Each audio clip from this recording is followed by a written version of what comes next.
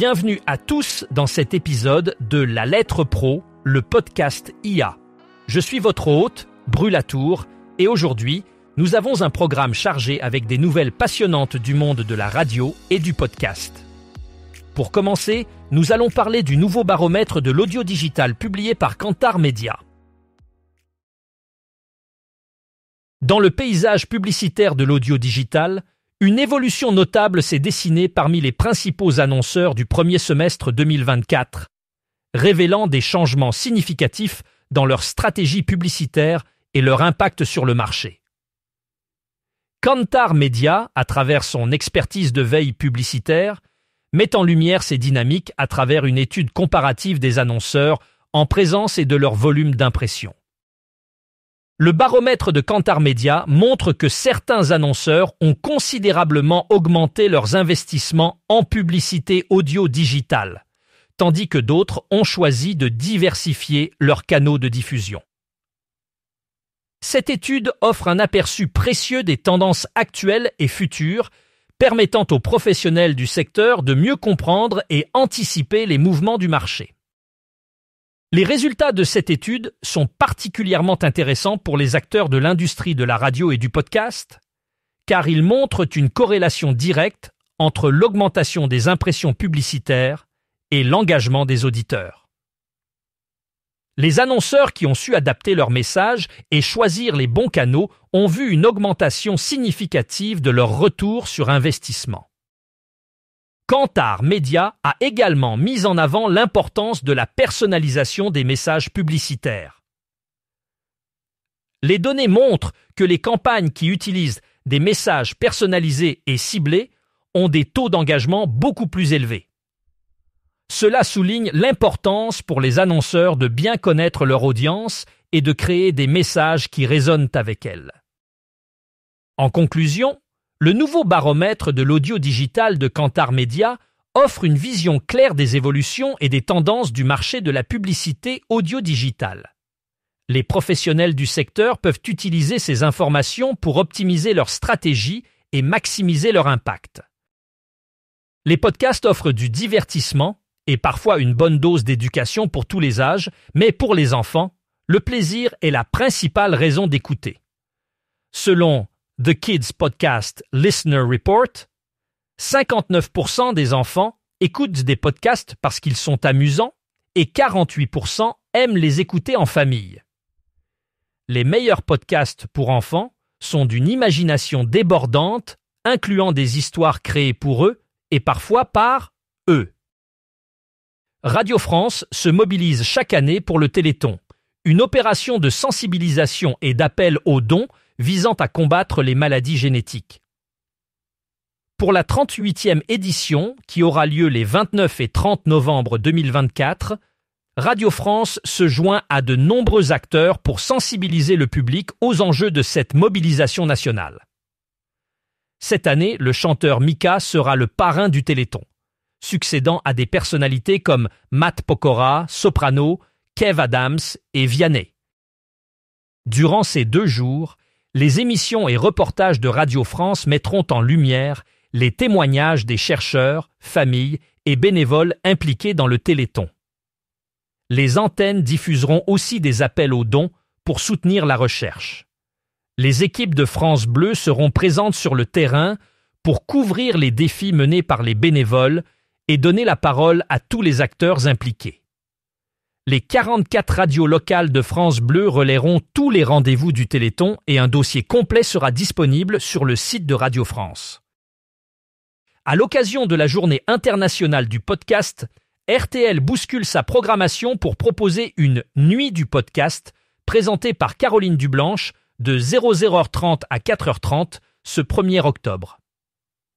Dès 00h30, Caroline Dublanche ouvrira le bal avec une version prolongée de son podcast Parlons encore, où elle continue la discussion après son émission Parlons-nous. À 00h55, Florian Gazan répondra à une question d'actualité pop dans Ah ouais ? Pourquoi Taylor Swift est-elle la chanteuse de tous les records ? La soirée se poursuivra à 01h00 avec Anaïs Bouton dans Tenace. Puis, à 01h30, Sarah Kemacha invite les auditeurs à explorer des mystères médicaux dans Symptômes. Thomas Proutot proposera à 02h00 un épisode spécial des Voix du crime portant sur l'attentat de Strasbourg. Ensuite, à 02h30, il reviendra avec Yannick Hollande pour Sur la piste des tueurs en série. À 02h40, Éric Brunet emmènera les auditeurs dans les sombres recoins de l'histoire avec Les salauds de l'histoire, suivi à 02h55 par Lis-moi une histoire, où Laurent Marsic et Dimitri Ramello exploreront des récits captivants, notamment celui d'Achille, le héros de la mythologie grecque. Enfin, pour clore cette nuit riche en contenu, les auditeurs retrouveront à 03h00 une sélection de bonus des grosses têtes présentées par Laurent Ruquier, avec des moments inédits de l'émission phare de RTL. Une nuit complète de découvertes pour les passionnés de podcast. Le Radio Tour 2024 continue de mettre en avant le futur de la radio de proximité. Après des étapes à Rennes, Strasbourg et Bruxelles, la 4e étape se tiendra à Montpellier le 3 octobre, à l'hôtel Mercure Centre Comédie. La journée débutera à 08h30 avec les inscriptions et des rencontres avec les partenaires, suivi d'un entretien exclusif avec Hervé Godeschaux, président sortant du groupe de travail radio et audio numérique de l'Arcom. Ensuite, Antoine Tabar, secrétaire général de l'Arcom à Toulouse, présentera une cartographie détaillée de la radio en Occitanie, tandis que Médiamétrie dévoilera des chiffres d'audience exclusifs. Une table ronde sur l'avenir de la radio de proximité en 2035, des présentations de produits par des partenaires comme Safe Diffusion et Netia, et une discussion sur la radio associative montpelliéraine Divergence FM qui quitte la FM pour le numérique, viendront enrichir la matinée. L'après-midi, les participants pourront assister à des discussions sur l'évolution de la publicité en radio locale, l'intégration de l'IA dans les studios et des conseils pour réussir les émissions extérieures. La journée se terminera par une table ronde sur les nouvelles voies et histoires dans le podcasting. La 5e et dernière étape du Radio Tour 2024 se tiendra à Grenoble le 6 novembre. Groupe 1981, dirigé par Jean-Éric Valli, annonce une nouvelle saison riche en musique et en interactivité pour ses 11 stations. Le groupe met l'accent sur l'innovation musicale tout en renforçant la proximité avec ses auditeurs. Les stations de Groupe 1981 continueront de se réinventer pour conserver leur position de médias de premier plan. Jean-Éric Valli souligne l'importance de la musique dans leur stratégie, ainsi que l'engagement envers les auditeurs à travers des initiatives interactives. Cette approche permettra non seulement de fidéliser l'audience actuelle, mais aussi d'attirer de nouveaux auditeurs, en particulier les jeunes, qui sont de plus en plus friands de contenus interactifs et personnalisés. Avec cette stratégie, Groupe 1981 espère non seulement maintenir, mais aussi augmenter son influence dans le paysage radiophonique français. Ce mardi 1er octobre à 20h, Alouette organisera un nouveau concert gratuit sur invitation à la Sirène à La Rochelle. Ce live Alouette sera présenté par Luca et accueillera Olivia Ruiz, Eddie de Pretto, AD, Alyosha Schneider et Henri PFR. Plus de 1200 privilégiés assisteront à cette soirée qui fait partie de la tournée des concerts gratuits dans les régions couvertes par Alouette.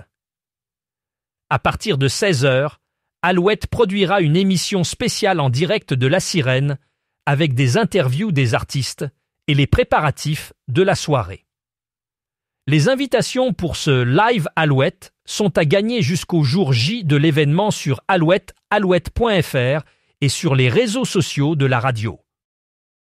La société française Oner.vision a récemment lancé sur le marché le Saphir DFX4 PAT, un récepteur radio innovant conçu et fabriqué en France. Ce nouvel appareil offre la capacité de recevoir jusqu'à 9 programmes simultanés en FM ou en DAB+, tout en enregistrant localement chaque programme. De plus, il peut transmettre 9 flux IP pour des écoutes ou des enregistrements distants et délivrer localement 8 signaux analogiques stéréo grâce à un connecteur DB Tascam analogique asymétrique avec les sorties droite et gauche sur un connecteur XLR. Le Saphir DFX 4 PAT représente une avancée significative dans la technologie des récepteurs radio, répondant aux besoins des professionnels du secteur.